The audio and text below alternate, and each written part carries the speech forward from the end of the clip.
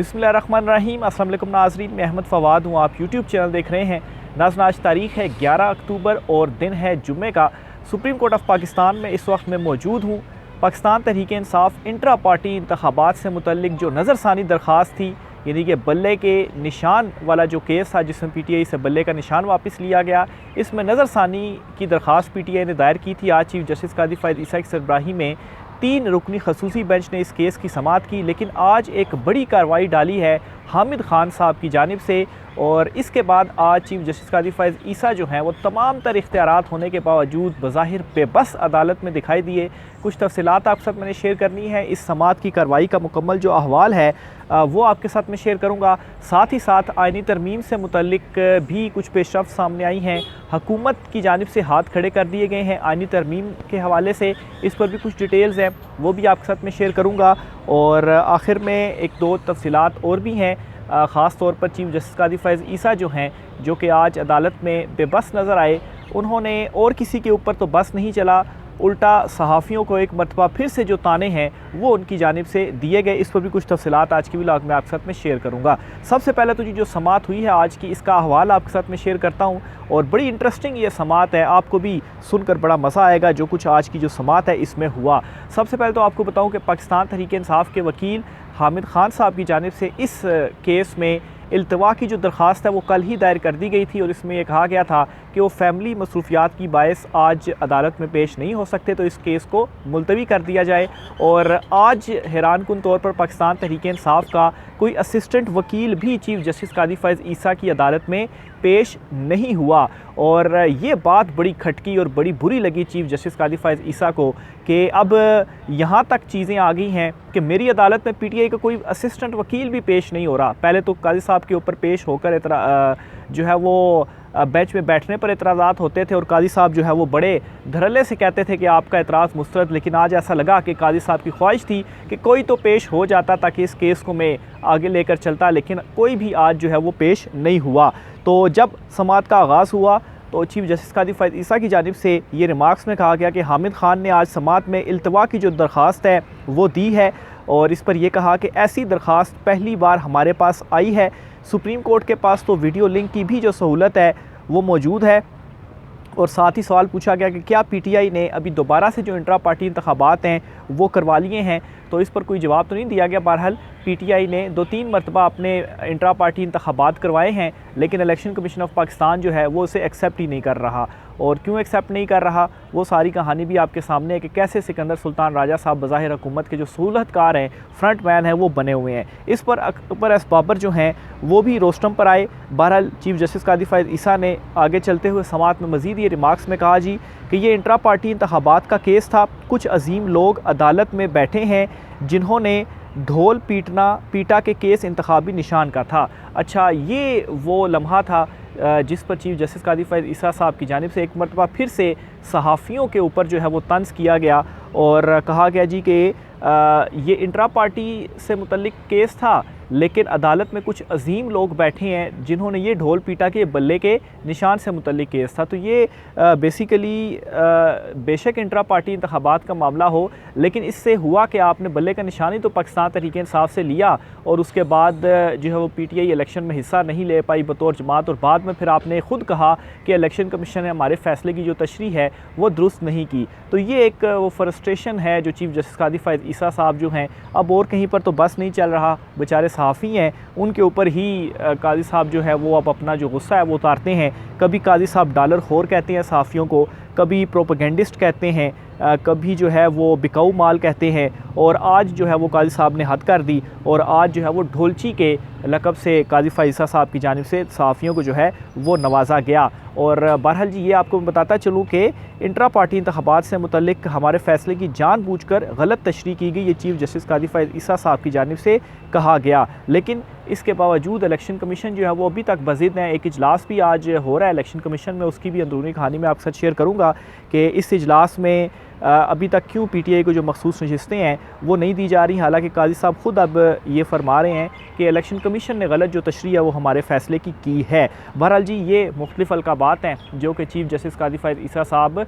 और कहीं पर तो बस नहीं चल रहा। और बस कैसे चले कि आप देखें जस्टिस मंसूर और दीगर अक्सरियती जजेस जो डटे, एक्सटेंशन अब काजी साहब की नहीं हो रही, आइनी अदालतें अब नहीं बन रही, तो फिर कहीं ना कहीं तो जो गुस्सा है, जो फ्रस्ट्रेशन है वो निकालनी है। और ख़ास तौर पर सहाफ़ी जो कि पहले काजी साहब के ही गुण गाया करते थे, जब अचानक से उनके मुखालिफ हुए तो फिर गुस्सा भी आएगा। तो इस वजह से इस किस्म की भी जो चीज़ें हैं वो आज कमरा अदालत में हुए ही। और फिर ख़ास तौर पर हामिद खान साहब ने जो कुछ किया, ना वो ख़ुद आए और ना ही कोई असिस्टेंट वकील पाकिस्तान तहरीक इंसाफ का आया, और इतनी अहमियत नहीं दी गई चीफ़ जस्टिस काजी फ़ायद ईसा साहब को कि आपकी अदालत में हम कोई असिस्टेंट वकील ही भेज कर तो इल्तवा मांग लें। तो इस पर भी काजी साहब जो है वो काफ़ी ज़्यादा फ्रस्ट्रेट आज नज़र आए।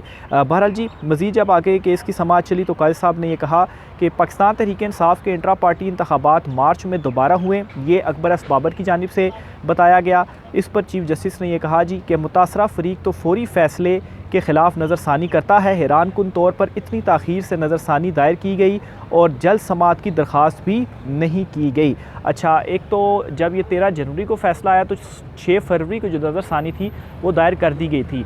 नज़रसानी दरख्वास्त का जो टाइम पीरियड होता है वो 30 डेज़ का होता है, तो 30 डेज़ के अंदर आप जो दरख्वास्त है वो दायर कर सकते हैं। तो टाइम पीरियड के अंदर की गई। अब इसमें ये काजी साहब न जाने क्यों समझ रहे हैं कि क्यों इसको देर से दायर की गई और फिर उसके बाद केस जल्द समाअत मुकर्रर करने के लिए भी कोई दरख्वास्त दायर नहीं की गई। बज़ाहिर काजी साहब जो है वो ये कहना चाह रहे थे कि पाकिस्तान तहरीक इंसाफ जो है वो चाहती नहीं है कि नज़रसानी दरख्वास्त मैं सुनूँ या मैं नज़रसानी के ऊपर फ़ैसला करूँ। मेरी रिटायरमेंट के बाद जो है इसको कोई और जो चीफ़ जस्टिस है या कोई और जो बेंच है वो सुन ले। लेकिन इस दरख्वास्त को अगर फरवरी में 6 फरवरी को पीटीआई ने ये दायर की थी तो अभी कौन सा महीना जो है वो चल रहा है, अभी अक्टूबर का महीना चल रहा है। तो इतने महीनों के बाद आखिर क्यों काजी साहब ने आज इसको अचानक से समाअत के लिए मुकर्रर कर लिया। और उस टाइम पे जब काजी साहब को अब ये कन्फर्म हो चुका है कि उनकी एक्सटेंशन नहीं हो रही, तो इस पर एक इस तरह से भी तासुर जा रहा है कि पहले काजी साहब पूरे एतमाद थे कि उनकी एक्सटेंशन होगी, वो आराम से इस नज़रसानी को लगा के देख लेंगे। लेकिन अब चूँकि उनको ये बात कन्फर्म हो चुकी है कि एक्सटेंशन नहीं हो रही, मैंने चीफ़ जस्टिस नहीं रहना, तो जल्दी से पीटीआई की दरख्वास्त समाअत के लिए मुकर्रर करके फ़ैसला करके इसको भी मुस्तरद किया जाए। तो बज़ाहिर काजी साहब के इन रिमार्क्स का यही जो मतलब है जी वो मालूम होता है। बहरहाल जी, मज़ीद आगे चलते हुए काजी साहब ने कहा कि पीटीआई की जानिब से इल्तवा मांगना ताख़ीरी हरबा है, केस मुलतवी कर देते हैं, मगर सच तो बोला जाए पीटीआई के सारे वकील नहीं आए, कोई जूनियर भी पेश नहीं हुआ। ये जस्टिस मुसर्रत हिलाली साहिबा की जानिब से कहा गया। जस्टिस मुसर्रत हिलाली साहिबा ने मज़ीद कहा कि ये तरीका दुरुस्त नहीं, सुप्रीम कोर्ट में ऐसा रवैया नहीं होना चाहिए और मैं केस मुलतवी करने से इतफ़ाक़ नहीं करती। जस्टिस मुसर्रत हिलाली साहिबा की जानिब से कहा गया। इस पर ही चीफ़ जस्टिस काजी फ़ायद ईसा साहब ने जो दरख्वास्त थी वो पढ़ने की हिदायत की कि दरख्वास्त पढ़ी जाए, और ये भी कहा कि केस में पीटीआई के 7 वकला थे मगर आज एक भी पेश नहीं हुआ। और फिर कहा जी कि 13 जनवरी को फ़ैसला आया मगर नज़रसानी दरख्वास्त 6 फरवरी को दायर हुई, लगता है पीटीआई फ़ैसले पर नज़रसानी नहीं चाहती। ये चीफ़ जस्टिस काजी फ़ायद ईसा साहब ने कहा पीटीआई नज़रसानी चाहती है, लेकिन वो चाहती है कि एक ऐसा बेंच जो कि न्यूट्रल बेंच हो और इस केस को मेरिट के ऊपर डिसाइड करे, ना कि चीफ़ जस्टिस काजी फ़ायद ईसा साहब इसको सुने जो कि ऑलरेडी पाकिस्तान तहरीक इंसाफ के हवाले से बज़ाहिर सहूलतकार बने हुए हैं हुकूमत को और हुकूमत के, और पीटीआई की सारे जितने भी फ़ैसले हैं वो उनके अगेंस्ट जाते हैं और उससे जो फ़ायदा है वो किसको दिया जाता है, वो हुकूमत को दिया जाता है। और जब अब आपको पता चला कि एक्सटेंशन अब नहीं हो रही तो इसलिए जल्दी जल्दी अभी दरख्वास्त को लगा लें, नहीं तो 6 फरवरी के बाद अब अक्टूबर हो गया है, कोई 9-10 महीने तो हो गए हैं, तो क्यों इस दरख्वास्त को इतना ज़्यादा डिले किया गया। यानी कि सवाल पीटीआई से पूछा जा रहा है कि आप इसमें इल्तवा चाहते हैं, लेकिन दरख्वास्त जो है वो अपने पास 9-10 महीने रखने के बाद आज जाकर समाअत के लिए मुकर्रर की, और ये जो इल्तवा भी इसमें किया वो भी 21 अक्टूबर तक, यानी कि आज की जो समाअत है वो मुलतवी की गई है। यानी कि काजी साहब अभी भी ये चाहते हैं कि 21 को ये लग जाए और 21 को मैं इसके ऊपर फ़ैसला दे दूं और 25 अक्टूबर से पहले पहले पीटीआई के अगेंस्ट जो फ़ैसला है वो आज तो ज़्यादा बेहतर हो जाएगा। अच्छा, मज़ीद काजी साहब ने कहा जी कि इंसाफ के तकाज़ों के तहत केस मुलतवी कर रहे हैं। काजी साहब ने मज़ीद कहा कि इल्तवा की दरख्वास्त पर केस मुलतवी नहीं कर रहे, हामिद खान की ज़ात के लिए केस मुलतवी नहीं कर रहे, सुबह भी हमने इल्तवा की दरख्वास्तें मुस्तरद की हैं। ये चीफ़ जस्टिस काजी फ़ायद ईसा साहब की जानिब से कहा गया। इसके अलावा उन्होंने आज की समाअत का फिर आखिर में जो तहरीरी हुक्मनामा था वो भी लिखवाया और केस की समाअत को मुलतवी कर दिया। तो ये जी हो गई सुप्रीम कोर्ट ऑफ पाकिस्तान से एक बड़ी ख़बर। इसके अलावा दो मज़ीद जो ख़बरें आपके साथ शेयर करनी है, एक तो आइनी तरमीम से मुतल्लिक है। तो आइनी तरमीम पर आपको एक बात बताता चलूँ कि नजम सेठी साहब की जानिब से कल अपने शो में ये एक फार्मूला सा दिया गया है और उन्होंने ये बताया है जी कि पाकिस्तान के इस वक्त जो आइनी अदालतें हैं जिन्हें बनाने में बड़ा ज़्यादा इस वक्त रुकावट आ चुकी है, बल्कि नंबर गेम तो इस वक्त हुकूमत के पास पूरी भी नहीं है कि वो आइनी अदालतों के लिए जो आइनी तरमीम है वो कर सकें। तो इस पर जी नजम सेठी साहब ने ये कहा है कि ऐसा नहीं हो सकता कि जस्टिस मंसूर अली शाह साहब और जस्टिस मुनीब अख्तर जो हैं, जो कि इस वक्त मौलाना फजल रहमान साहब का भी मुतालबा है कि 5 या 7 जो जजेज़ हैं सीनियर, वो उन पर मुश्तमिल एक आइनी बेंच बना दिया जाए। तो इस पर नजम सेठी साहब कहते हैं जी कि ऐसा नहीं हो सकता कि प्रो PTI जो जज हैं वो आइनी अदालतों में हों। यानी कि प्रो PTI जज से क्या मुराद, और आप ये चाहते हैं कि कोई एंटी PTI जो जज हैं वो आइनी अदालतों में लगाए जाएँ ताकि हम अपनी मर्ज़ी से जो सारे काम हैं वो करते चलें। तो नजम सेठी साहब ये जो बात कर रहे हैं इससे आप समझ जाएँ कि इस वक्त जो ताकतवर हल्के हैं या हुकूमती हल्के हैं उनकी ख्वाहिश असल में क्या थी। असल में ख्वाहिश ये थी कि आइनी अदालत बन जाए, काजी साहब को वहाँ पर लगा दिया जाए और बल्ले बल्ले फिर हो जाए और फिर जो हमारी हुकूमत है वो भी चलती रहे। लेकिन चूँकि मौलाना फजल रहमान साहब अड़ गए हैं और नंबर गेम मौलाना फजल रहमान साहब के बग़ैर हुकूमत मुकम्मल नहीं कर सकती, तो इसमें फिर जो आइनी अदालत का ख्वाब है वो पूरा नहीं हो सकता। और अगर कादी साहब जो हैं वो रिटायर हो जाते हैं और आइनी अदालतें भी नहीं बनती तो फिर जो हमारी हुकूमत है ये तो फारिग हो जाएगी। और इस खदशे का इज़हार ख्वाजा आसिफ साहब भी कर चुके हैं। बहरहाल आइनी अदालतों के मामले में आपको बताता चलूँ अभी तक नंबर गेम पूरी नहीं है और हुकूमत मुसलसल आज भी मुलाकातें कर रही है। पार्लियामेंट में भी इस हवाले से जो इजलास है वो चल रहा है। मौलाना फजल रहमान को भी मनाने की जो कोशिश है वो की जा रही है, लेकिन मौलाना फजल रहमान साहब की जानिब से भी ये क्लियर जो मौक़िफ़ है वो सामने आ चुका है कि सिर्फ 200 केसेस के लिए एक अलहदा से आइनी अदालत बनाना ये बड़ा अजीब सी बात है। एक आइनी बेंच ज़रूर बनाया जा सकता है जिसमें 5 या 7 जो जजेज़ हैं वो हों और वो इससे मुतल्लिक जो केसेस हैं वो सुन सकें। इलेक्शन कमीशन ऑफ पाकिस्तान में भी आज एक इजलास हुआ है और इजलास हुआ है स्पीकर की जानिब से जो एक लेटर लिखा गया था और इसमें कहा गया था जी कि पार्लियामेंट को पूरा किया जाए। यानी कि इंडायरेक्टली आप कह दें कि मखसूस नशिस्तों का जो मुतालबा था वो किया गया कि इलेक्शन कमीशन ऑफ पाकिस्तान अभी तक मखसूस नशिस्तें जारी नहीं कर रहा तो वो मखसूस नशिस्तें भी जारी कर दी जाएँ।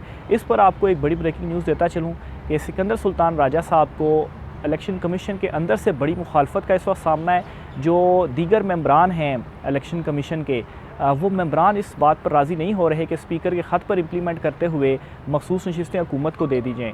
मेंबरान का ये कहना है कि सुप्रीम कोर्ट ऑफ पाकिस्तान का जो फ़ैसला है इस फ़ैसले के ऊपर इम्प्लीमेंट किया जाए और सुप्रीम कोर्ट के फ़ैसले के मुताबिक जो मखसूस नशिस्तें हैं वो दी जाएँ। बहरहाल सिकंदर सुल्तान राजा साहब की अभी भी भरपूर कोशिश है कि कोई एक ऐसी चीज़ निकाली जाए कि मखसूस नशिस्तें पाकिस्तान तहरीक इंसाफ को ना देनी पड़ें। और एक जो उम्मीद थी वो ये थी कि आइनी तरमीम के बाद अगर काजी साहब चीफ जस्टिस ही बरकरार रहते हैं तो फिर इसमें क्या होगा कि एक हमें कवर मिल जाएगा और हम कोई भी फ़ैसला दे देंगे। अगर सुप्रीम कोर्ट में वो मामला जाता है तो हम सेफ़ रहेंगे। लेकिन अब सारी की सारी जो बसात है वो उलट चुकी है और जस्टिस मंसूर अली शाह साहब 26 अक्टूबर को चीफ जस्टिस बनने जा रहे हैं। तो अब डर ये बैठ चुका है कि अगर काजी साहब रिटायर हो जाते हैं और मंसूर अली शाह साहब चीफ जस्टिस बन जाते हैं और मंसूर अली शाह साहब ने ही मखसूस नशिस्तों का जो फ़ैसला था वो दिया था और अगर फ़ैसले के ऊपर इम्प्लीमेंट नहीं हुआ तो फिर हमारी खैर नहीं है। तो बहरहाल जी इस वक्त इलेक्शन कमीशन को अंदर से भी बड़ी मुखालफत का सामना है। जो मेंबर्स हैं वो भी नहीं मान रहे। आज भी इलेक्शन कमीशन का जो इजलास है वो हुआ है और कल भी जो इजलास था वो होता रहा और अभी तक कोई जो फ़ैसला वो इलेक्शन कमीशन ऑफ पाकिस्तान की जानिब से इस हवाले से सामने नहीं आ रहा। तो ये नाज़रीन आज कुछ शाम की तफसीलात थी। राय का इज़हार कीजिएगा। आज की व्लॉग से इतना ही। इजाज़त दीजिए। अल्लाह हाफ़िज़।